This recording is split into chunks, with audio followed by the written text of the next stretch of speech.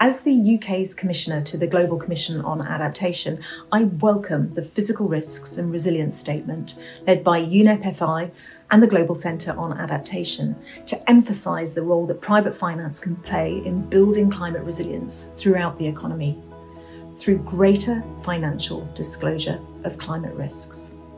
Rabobank is delighted to participate in this Climate Adaptation Summit. We see climate change as one of the biggest societal and economical challenges of these days, and we also see that adaptation and mitigation measures are very important to get this under control. The sooner we start, the more options we have as a society to adapt and to become less vulnerable for climate change. UNEP FI, with the support of the Global Centre of Adaptation, are proud to convene a group of financial institutions from across banking, investment and insurance who are demonstrating leadership in physical climate risk assessment. And adaptation is therefore essential, even if we aim to meet the Paris targets. Investing in climate resilience will reduce economic costs in the long term, but requires action now, and not only by governments. Private finance will therefore be essential to closing the investment gap. Next to risks, climate change and climate adaptation implies opportunity as well.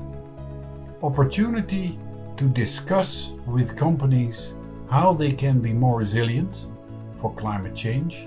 For instance, in farming, different crops, different use of water, different use of raw materials can actually be part of the response, but also imply financial and economic opportunities.